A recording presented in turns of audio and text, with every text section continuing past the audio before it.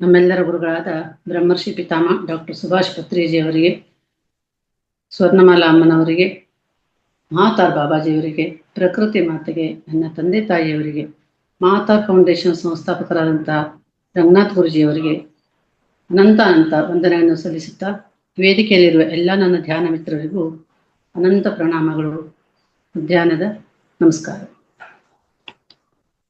ಸಮಗ್ರ ಜೀವನ ಶೈಲಿಯಲ್ಲಿ ಈ ದಿನ ನಾನು ಒಂದು ಹೇಳುವಂತಹ ವಿಷಯ ಅಂದ್ರೆ ಅಭ್ಯಂಗ. ಈಗಾಗಲೇ ಬಹುಶಃ ಸರ್ ಹೇಳಿರ್ಬೋದು, ಎಲ್ಲರಿಗೂ ಗೊತ್ತಿರುವಂತಹ ವಿಷಯ. ಈಗ ನಾವು ಆರೋಗ್ಯವಾಗಿದ್ರೆ ಮಾತ್ರ ನಾವು ಮುಂದೆ ಯಾವುದೇ ಒಂದು ಕೆಲಸವನ್ನು ಮಾಡಲಿಕ್ಕೆ ಸಾಧ್ಯ, ಅದು ಯಾವುದೇ ಒಂದು ಸಾಧನೆಯನ್ನ ಮಾಡಲಿಕ್ಕೆ ಅನುಕೂಲ ಆಗುತ್ತೆ. ನಾವು ಏನ್ ಮಾಡ್ತೀವಿ, ಮುಂದೆ ಎಷ್ಟೋ ವರ್ಷಗಳ ನಂತರ ಬೇಕು ಅಂತ ದುಡ್ಡನ್ನ ಹೂಡಿಕೆ ಮಾಡ್ತಾರೆ ಜನರು.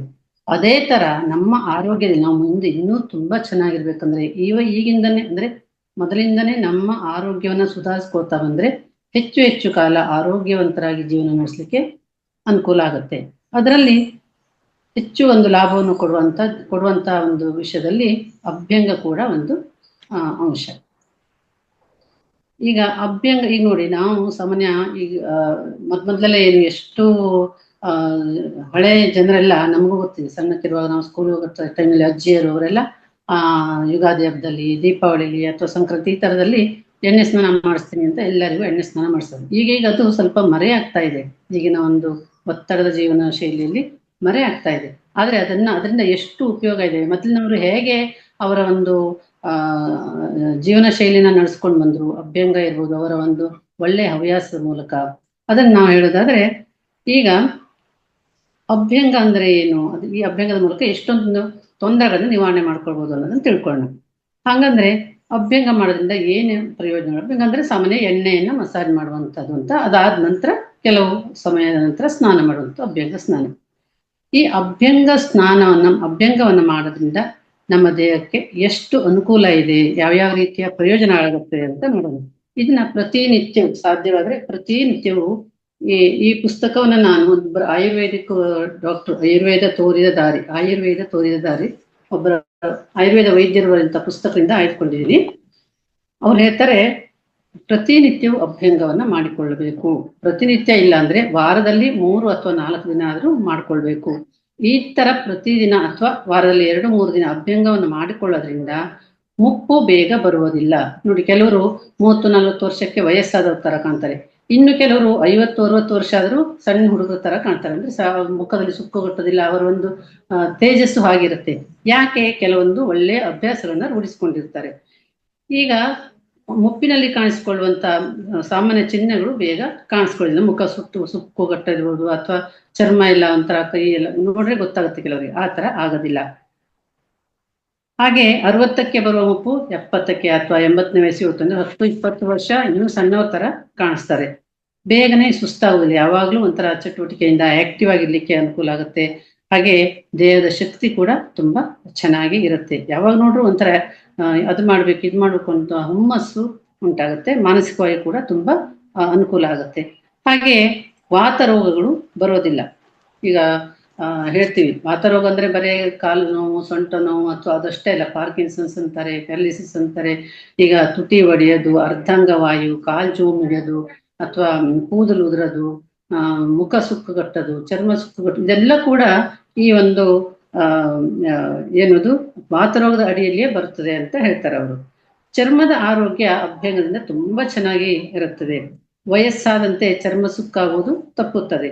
ಹಾಗೆ ಸುಖವಾದ ನಿದ್ರೆ ಬರುತ್ತದೆ. ಎಷ್ಟೋ ಜನರಿಗೆ ನಿದ್ದೆನೆ ಬರಲ್ಲ. ಅದೇ ಅಭ್ಯಂಗ ಸ್ನಾನ ಮಾಡಿದ್ರೆ, ಇವತ್ತು ಸ್ನಾನ ಮಾಡಿದೆ, ಎಣ್ಣೆ ಸ್ನಾನ ಮಾಡಿದ್ರೆ ಎಷ್ಟು ಚೆನ್ನಾಗಿ ನಿದ್ದೆ ಬರ್ತದೆ ಅಂತ ಹೇಳ್ತಾರೆ. ಹಾಗಾಗಿ ತುಂಬಾ ಚೆನ್ನಾಗಿ ನಿದ್ದೆ ಕೂಡ ತುಂಬಾ ಚೆನ್ನಾಗಾಗುತ್ತೆ. ನಿದ್ದೆ ಆಗ್ಬಿಟ್ರೆ ಇಡೀ ದಿನ ನಾವು ಆಕ್ಟಿವ್ ಆಗಿರ್ಲಿಕ್ಕೆ ಅನುಕೂಲ ಆಗುತ್ತೆ. ಹಾಗೆ ಮಾನಸಿಕ ಮತ್ತು ಶಾರೀರಿಕವಾಗಿ ತುಂಬಾ ಚೈತನ್ಯವಂತವಾಗಿ ಇರ್ತಾರೆ ಅಂತ ಅಭ್ಯಂಗ ಸ್ನಾನ ಮಾಡೋದ್ರಿಂದ. ಈಗ ಎಲ್ಲ ವೈದ್ಯರ ಪ್ರಕಾರ ಅಭ್ಯಂಗ ಸ್ನಾನ ಮಾಡ್ರಿ ಅಂತಾನೆ ಅವರು ಸಲಹೆ ಕೊಡೋದು ಸಾಮಾನ್ಯವಾಗಿ. ಈ ತರ ಮಾಡೋದ್ರಿಂದ ನಮಗೆ ಎಷ್ಟೊಂದು ರೋಗಗಳು ಬರ್ತಾವಲ್ಲ, ಆ ರೋಗಗಳು ಅಥವಾ ಸಮಸ್ಯೆಗಳು ಬರೋದನ್ನ ಅರ್ಧ ಮುಕ್ಕಾಲಷ್ಟು ಅಭ್ಯಂಗ ಸ್ನಾನದಿಂದ ಕಡಿಮೆ ಮಾಡ್ಕೊಳ್ಬಹುದು ಅನ್ನೋದನ್ನು ಕೂಡ ಇಲ್ಲಿ ಹೇಳ್ತಾರೆ. ಹಾಗಾದ್ರೆ ಅಭ್ಯಂಗಕ್ಕೆ ಯಾವ ಎಣ್ಣೆಯನ್ನ ಬಳಸಬೇಕು ಅಂತ ಕೇಳಿದ್ರೆ, ಕೊಬ್ಬರಿ ಎಣ್ಣೆ, ಎಳ್ಳೆಣ್ಣೆ, ಸಾಸಿವೆ ಎಣ್ಣೆ, ಈ ತರದ ಎಣ್ಣೆಗಳನ್ನ ಕುಸುಬೆ ಎಣ್ಣೆ ಅಥವಾ ಶೇಂಗಾ ಎಣ್ಣೆ, ಇವು ಯಾವ ತರ ಎಣ್ಣೆ ಆಗ್ಬೇಕು ಅಂದ್ರೆ ಇದು ಗಾಣದಲ್ಲಿ ಮಾಡಿದಂತ ಎಣ್ಣೆ. ಗಾಣದಲ್ಲಿ ಮಾಡಿಸಿರ್ತಲ್ಲ, ಈ ಮಾರಾಟ ಮಾಡೋದು ಈ ಶಾಪಲ್ಲಿ ಇಟ್ಕೊಂಡಿರ್ತಲ್ಲ ಅಂಥವು ಏನಂತಂದ್ರೆ ಪ್ರಿಸರ್ವೇಟರ್ ಹಾಕಿರ್ತಾರೆ ಕೆಡಬಾರದು ಅಂತ. ಅದರಲ್ಲಿ ಕೆಮಿಕಲ್ ಇರುತ್ತೆ, ಅದನ್ನ ಹಚ್ಕೊಂಡ್ರು ಉಪಯೋಗ ಇಲ್ಲ, ಅದನ್ನ ಉಪಯೋಗಿಸೋದ್ರಿಂದ. ಹಾಗಾಗಿ ಗಾಣದಲ್ಲಿ ಮಾಡಿದಂತ ಎಣ್ಣೆಯನ್ನ ಉಪಯೋಗಿಸ್ಬೇಕು. ಅದರಲ್ಲೂ ಕೊಬ್ಬರಿ ಎಣ್ಣೆ ಮತ್ತು ಎಳ್ಳೆಣ್ಣೆ ಅತಿ ಶ್ರೇಷ್ಠವಾದದ್ದು ಅಂತ ಹೇಳ್ತಾರೆ. ಕೊಬ್ಬರಿ ಎಣ್ಣೆ ಯಾರಿಗೆ ಅಂತಂದ್ರೆ ಈ ತುಂಬಾ ಉಷ್ಣ ಪ್ರಕೃತಿ ಇರ್ತಾರೆ, ನನಗೆ ತುಂಬಾ ಉಷ್ಣ ಪ್ರಕೃತಿ ಅಂತವರು ಕೊಬ್ಬರಿ ಎಣ್ಣೆಯನ್ನು ಉಪಯೋಗಿಸಬಹುದು. ಮತ್ತು ಬೇಸಿಗೆ ಕಾಲದಲ್ಲಿ, ಉಷ್ಣದ ಕಾಲದಲ್ಲಿ ಕೊಬ್ಬರಿ ಎಣ್ಣೆ ಉಪಯೋಗಿಸಬಹುದು, ಮತ್ತು ಉಷ್ಣಾಂಶದ ಪ್ರಕೃತಿ ಇರೋರು. ಈ ಎಳ್ಳೆಣ್ಣೆಯನ್ನ ತಂಪಾದ ಮಳೆಗಾಲ ಮತ್ತು ಚಳಿಗಾಲದಲ್ಲಿ, ಮತ್ತು ಯಾರಿಗೆ ಶೀತ ಪ್ರಕೃತಿ ಇರುತ್ತೆ, ಯಾವಾಗ ನೋಡ್ರಿ ನಮಗೆ ಆಸ್ತಮಾ ಅದು ಇದು ಅಂತ ಇರ್ತಲ್ಲ, ನೆಗಡಿ ಕೆಮ್ಮು, ಆ ಥರ ಶೀತ ಪ್ರಕೃತಿ ಇರೋರು ಎಳ್ಳೆಣ್ಣೆಯನ್ನು ಉಪಯೋಗಿಸ್ಬೇಕಂದ್ರೆ ಅದು ಸ್ವಲ್ಪ ಉಷ್ಣಾಂಶ ಇರುತ್ತೆ ಎಳ್ಳೆಣ್ಣೆಯಲ್ಲಿ. ಹಾಗೆಯೇ ಈ ಒಂದು ಯಾವುದೇ ತರ ರಾಸಾಯನಿಕಗಳನ್ನು ಬಳಸಿದ್ರೆ ಯಾವ ಕಾರಣಕ್ಕೂ ಅದನ್ನು ಉಪಯೋಗಿಸಲೇಬಾರದು ಅನ್ನೋ ವಿಷಯವನ್ನ ಇಲ್ಲಿ ಹೇಳ್ತಾರೆ. ತಂಪು ಗುಣ ಹೊಂದಿರುವ ಕೊಬ್ಬರಿ ಎಣ್ಣೆಯನ್ನ ಬೇಸಿಗೆಯಲ್ಲಿ ಹಾಗೂ ಉಷ್ಣ ಹೊಂದಿರುವ ಎಳ್ಳೆಣ್ಣೆಯನ್ನ ಚಳಿಗಾಲ ಮತ್ತು ಮಳೆಗಾಲದಲ್ಲಿ ಉಪಯೋಗಿಸಬಹುದು ಅಂತ ಹೇಳ್ತಾರೆ. ಇದರ ಜೊತೆ ಅಸ್ತಮಾ ಅಥವಾ ತುಂಬಾ ಕಫ ಕಟ್ಟಿದೆ ಅಥವಾ ಇನ್ನೇನು ಶ್ವಾಸಕೋಶ ತೊಂದರೆ ಇದೆ ಅಂತಾರಲ್ಲ, ಅಂಥವರು ಬೆನ್ನಿಗೆ ಮತ್ತು ಎದೆಗೆ ಸ್ವಲ್ಪ ಸಾಸಿವೆ ಎಣ್ಣೆಯನ್ನ ಸ್ವಲ್ಪ ಮಸಾಜ್ ಮಾಡಿಕೊಂಡು ಸ್ನಾನ ಮಾಡೋದು ತುಂಬಾ ಅನುಕೂಲ ಆಗುತ್ತೆ ಅಂತ ಇದನ್ನ ಹೇಳ್ತಾರೆ. ಯಾವ ತರ ಮಾಡ್ಕೋಬೇಕು ಹಾಗಾದ್ರೆ ಈ ಅಭ್ಯಂಗ ಸ್ನಾನವನ್ನ ಯಾವ ತರ ಮಾಡ್ಕೋಬೇಕು ಅಂತಂದ್ರೆ, ಈ ಕೆಲವರು ಸುಮ್ಮನೆ ಕೆಳಗಿಂದ ಕಾಲಿಂದ ಇಲ್ಲಿಂದ ಹಿಂಗ್ ಹಚ್ತಿರ್ತಾರೆ, ಈ ತರ ಹಚ್ತಿರ್ತಾರೆ. ಹಾಗಲ್ಲ, ಮೇಲಿಂದ ಕೆಳಗೆ ಅಡಿಯಿಂದ ಮುಡಿಯವರೆಗೆ ಅಂತಲ್ಲ, ಹಾಗೆ ತಲೆಯಿಂದ ಅಂದ್ರೆ ಮುಖ ಹೀಗೆ ಪ್ರತಿಯೊಂದು ಅಂಗದಿಂದ ಹೀಗೆ ಹೀಗೆ ಹೀಗೆ ಹತ್ತವರೆಗೂ. ಈಗ ನೋಡಿ, ಭುಜ, ಮೊಣಕೈ, ಮಣಿಕಟ್ಟು, ಈ ತರ ಮೇಲಿಂದ ಕೆಳಗಡೆ ಹಚ್ಚಬೇಕು ಹೊರತು ಹಿಂಗಿಂದ ಮೇಲೆ ತರಬಾರದು ಅನ್ನೋದನ್ನು ಅವರು ಹೇಳ್ತಾರೆ. ಈ ರೀತಿ ಮೇಲಿಂದ ಕೆಳಗೆ ಎಣ್ಣೆ ಮಸಾಜನ್ನು ಮಾಡಬೇಕು. ಮತ್ತೆ ಈ ಸಂಧಿಗಳು, ಈ ತೊಡೆ ಸಂಧಿಗಳು ಮಕ್ಕಳಿಗೆ ನಾವು ಹೇಳ್ಬೋದು, ಮಕ್ಕಳಿಗೆಲ್ಲ ಈ ಒಂಥರ ವೃತ್ತಾಕಾರದಲ್ಲಿ ಹಚ್ತೀವಲ್ಲ, ಆ ತರ ವೃತ್ತಾಕಾರದಲ್ಲಿ ಸಂಧಿಗಳಲ್ಲಿ ಹಚ್ಚಬೇಕು ಅನ್ನೋದನ್ನ ಹೇಳ್ತಾರೆ. ಈ ತರ ಈ ಎಣ್ಣೆನ ಹಚ್ಚುವಾಗ ಏನ್ ಮಾಡ್ಬೇಕು ಅಂದ್ರೆ ಸ್ವಲ್ಪ ಉಗುರು ಬಿಸಿ ಇರಬೇಕು ಅದು. ಹಂಗಾಗಿ ಬಿಸಿ ನೀರಲ್ಲಿಟ್ಟು ಸ್ವಲ್ಪ ಉಗುರು ಬಿಸಿ ಆದ ನಂತರ ಆ ಎಣ್ಣೆಯನ್ನು ಹಚ್ಚೋದ್ರಿಂದ ಹೆಚ್ಚು ಅನುಕೂಲ ಅನ್ನೋದನ್ನು ಕೂಡ ಹೇಳ್ತಾರೆ. ಈ ಒಂದು ಪ್ರಕ್ರಿಯೆ 10 ನಿಮಿಷದಿಂದ 3/4 ಗಂಟೆವರೆಗೂ ಮಾಡ್ಬೋದು. ಅಂದ್ರೆ ಮಸಾಜ್ ಮಾಡ್ತಾ ಇರೋದು, ಮತ್ತೆ ಈ ಎಣ್ಣೆ ಮಸಾಜ್ ನಂತರ ಒಂದು 3/4 ಗಂಟೆವರೆಗೂ ಹಂಗೆ ಇದ್ರೆ ತುಂಬಾ ಅನುಕೂಲ ಅಂತ ಹೇಳ್ತಾರೆ. ಅದ್ರ ಏನ್ ಮಾಡ್ಬೇಕು ಅಂದ್ರೆ, ನಾವು ಅಷ್ಟೊತ್ತು ಏನ್ ಮಾಡ್ಬೇಕಪ್ಪ ಅಂತ ಕೇಳ್ಬೋದು. ಅಷ್ಟು ಹೊತ್ತು ಏನ್ ಮಾಡ್ಬೇಕು ಅಂತಂದ್ರೆ, ಆ ಸಮಯದಲ್ಲಿ ನಮ್ಗೆ ಬೇಕಾದಷ್ಟು ಕೆಲಸ. ಈಗಂತೂ ನಮ್ಗೆ ಗುರುಜಿಯವರು ಹೇಳ್ಕೊಟ್ಟಿದ್ದಾರೆ, ಎಷ್ಟೊಂದು ಮುದ್ರೆಗಳನ್ನು ಹೇಳ್ಕೊಟ್ಟಿದ್ದಾರೆ. ಆ ಮುದ್ರೆಗಳನ್ನು ಮಾಡ್ತಾ ಇರ್ಬೋದು, ಅಥವಾ ಅಲ್ಲಿ ಕುತ್ಕೊಂಡು ಪ್ರಾಣಾಯಾಮ ಮಾಡ್ಬೋದು, ಅಥವಾ ಸ್ವಲ್ಪ ಲೈಟ್ ಆಗಿ ಹೊರಗಡೆ ವಾಕ್ ಮಾಡ್ಬೋದು. ಈ ಬೇರೆ ಬೇರೆ ಇನ್ನು ಹೆಣ್ಮಕ್ಳಿಗಾದ್ರೆ ಬೇರೆ ಬೇರೆ ಏನಾದ್ರು ಒಂದು ಅಡುಗೆ ಮನೇಲಿ ಕೆಲಸ ಅದನ್ನೆಲ್ಲ ಕೂತ್ಕೊಂಡು ಮಾಡ್ಬೋದು. ಸುಮ್ಮನೆ ಟೈಮ್ ವೇಸ್ಟ್ ಆಗುತ್ತಲ್ಲ, 15-20 ನಿಮಿಷ 3/4 ಗಂಟೆ ಇರ್ಬೇಕು ಅನ್ನೋದಲ್ಲ, ಆ ಟೈಮ್ನಲ್ಲಿ ನಮ್ಮ ಕೆಲವೊಂದು ಕೆಲಸಗಳನ್ನ ಕೂಡ ಮಾಡ್ಕೋಬಹುದು. ಅದ್ರ ನಂತರ ಬಿಸಿ ನೀರನ್ನ ಸ್ನಾನ ಮಾಡ್ಕೊಳ್ವಂತು. ಇದನ್ನ ಪ್ರತಿದಿನ ಮಾಡೋದ್ರಿಂದ, ಪ್ರತಿದಿನ ಅಥವಾ ಹೇಳಿದ್ನಲ್ಲ ವಾರದಲ್ಲಿ 2-3 ದಿನ ಮಾಡೋದ್ರಿಂದ ನಮಗೆ ಗೊತ್ತಿಲ್ಲದ ಹಾಗೆ ನಮ್ಮಲ್ಲಿ ಎಷ್ಟೊಂದು ಪ್ರಯೋಜನಕಾರಿ ಅಂಶಗಳಿದೆ ಅಂತಂದ್ರೆ ನಮಗೆ ಗೊತ್ತಾಗತ್ತೆ. ಇನ್ನು ನಮಗೆ ಪ್ರತಿದಿನ ಇಲ್ಲಪ್ಪ, ನಮ್ಗೆ ಪ್ರತಿದಿನ ಅಭ್ಯಂಗ ಸ್ನಾನ ಮಾಡ್ಲಿಕ್ಕೆ ಆಗೋದಿಲ್ಲ, ಪ್ರತಿದಿನ ಬೆಳಿಗ್ಗೆಯಿಂದ ಕೆಲಸ ಇರುತ್ತೆ, ಆಗೋದಿಲ್ಲ ಅಂಥವ್ರು ಏನ್ ಮಾಡ್ಬೇಕಪ್ಪ ಅಂದ್ರೆ ಪಾದಾಭ್ಯಂಗ ಅಂತ ಅಂತಾರೆ. ಪಾದಾಭ್ಯಂಗ ಅಂದ್ರೆ ಪಾದಕ್ಕಷ್ಟೇ, ಅದು ಟೈಮ್ ಇಲ್ಲ, ನಮ್ಗೆ ದಿನ ಆದ್ರೆ ಒಳ್ಳೇದು. ಅದಾಗೇ ಇಲ್ಲ ಅಂದ್ರೆ ಅಟ್ಲೀಸ್ಟ್ ಪಾದಕ್ಕೆ ಅಭ್ಯಂಗವನ್ನ ಮಾಡ್ಬೇಕು. ಈಗ ಪಾದ ಹೇಳತ್ತಂತೆ, ನನಗೆ 2 ನಿಮಿಷ ಕೊಡಿ, ನಿಮ್ಗೆ ಆರೋಗ್ಯ ಕೊಡ್ತೀನಿ ಅಂತ ಹೇಳತ್ತಂತೆ. ಹಾಗಾಗಿ ನಾವು 2 ನಿಮಿಷ ಕೊಟ್ಟರೆ ತಪ್ಪೇನು? ಏನು ಒಂದು ಅಂಗಾಲಿಗೆ ಅದೇ ತರ ಕೊಬ್ಬರಿ ಎಣ್ಣೆ ಅಥವಾ ಹರಳೆಣ್ಣೆ, ಎಳ್ಳೆಣ್ಣೆಯನ್ನ ಈಗ ಹೇಳಿದ್ನಲ್ಲ, ಉಷ್ಣ ಪ್ರಕೃತಿ ಅಥವಾ ಶೀತ ಪ್ರಕೃತಿಯವ್ರು ಯಾವ ತರ ಇರಬೇಕು ಅಂತ, ಅದನ್ನ ಪಾದ ಮತ್ತು ಅಂಗಾಲುಗಳಿಗೆ ಚೆನ್ನಾಗಿ ಮಸಾಜ್ ಮಾಡಿ, ಆಮೇಲೆ ಒಂದ್ ಸ್ವಲ್ಪ ಇದೇ ತರ ಈ ಪ್ರಕ್ರಿಯೆ 10 ನಿಮಿಷದಿಂದ ಅಥವಾ ಅರ್ಧ ಗಂಟೆಯಿಂದ 3/4 ಗಂಟೆವರೆಗೂ ಆ ಪ್ರಕ್ರಿಯೆಯನ್ನ ಮಾಡ್ಬೋದು. ಇದರಿಂದ ಈ ಪಾದಾಭ್ಯಂಗದಿಂದ ಕೂಡ ಎಷ್ಟು ಉಪಯೋಗ ಇದೆ ಅಂತಂದ್ರೆ, ಏನು ಇಲ್ಲ ಅಂದ್ರೆ ತುಪ್ಪ ಕೂಡ ಮಸಾಜ್ ಮಾಡ್ಬೇಕು ಅಂತ, ಎಣ್ಣೆ ಅಥವಾ ತುಪ್ಪದಿಂದ ಪಾದಗಳಿಗೆ ಮಸಾಜ್ ಮಾಡ್ಕೊಳ್ಬೇಕು ಅಂತ ಹೇಳ್ತಾರೆ. ಇದರಿಂದ ಕಾಲು ಹೊಡಿತಾ ಇರ್ತೇವೆ ಅವ್ರು ಚಳಿಗಾಲದಲ್ಲಿ, ಕೆಲವರು ಇಷ್ಟಿಷ್ಟುದ್ದ ಸೀಳು ಬರುತ್ತೆ, ಅದು ಕಡಿಮೆ ಆಗುತ್ತೆ. ಪಾದದ ನೋವು ಇರ್ಬೋದು, ಅಥವಾ ಈ ಚರ್ಮದ ತೇವಾಂಶ ಕಡಿಮೆ ಆಗಿ ಒಡೆಯೋದಿರ್ಬೋದು, ಅವು ಕಡಿಮೆ ಆಗತ್ತೆ. ಕಾಲಿನ ಗಂಟು, ಮೀನಖಂಡಗಳಲ್ಲಿ ಕಾಣುವಂತ ಗಂಟು, ಆಮೇಲೆ ಸೆಳೆತ, ಮೈಯೆಲ್ಲ ಸೆಳೆತ, ಅಥವಾ ಈ ಮೀನಖಂಡಗಳಲ್ಲಿ ಸೆಳೆತ ಬಂತು, ನಂಗೆ ಮಸಲ್ ಕ್ಯಾಚ್ಮೆಂಟ್ ಆಗಿದೆ ಅಂತ ಡಾಕ್ಟರ್ ಹೇಳಿದ್ದಾರೆ, ಇದೆಲ್ಲವನ್ನು ಕೂಡ ದೂರ ಮಾಡುವಂಥದ್ದು ಈ ಪಾದಾಭ್ಯಂಗದಲ್ಲಿ ಅನುಕೂಲ ಆಗುತ್ತೆ. ಇನ್ನು ದೃಷ್ಟಿ ದೃಷ್ಟಿ ದೋಷ ನಿವಾರಣೆ ಅಥವಾ ದೃಷ್ಟಿ ತುಂಬಾ ಚೆನ್ನಾಗಿರುತ್ತೆ ಅಂತ ಹೇಳ್ತಾರೆ. ಇಲ್ಲಿ ಯಾಕೆ ಇದು ಅಂತಂದ್ರೆ ಕಣ್ಣಿನ ಆರೋಗ್ಯ ಕಾಪಾಡಲು ಇದು ಅತ್ಯುತ್ತಮ ಸಹಕಾರಿ ಈ ಪಾದಾಭ್ಯಂಗ. ಯಾಕೆ ಅಂತಂದ್ರೆ ಕಣ್ಣಿನ ಆರೋಗ್ಯವನ್ನು ಹೇಗೆ ಕಾಪಾಡಿಸ್ತದೆ ಅಂತ ನಾವು ಅನ್ಕೋಬಹುದು.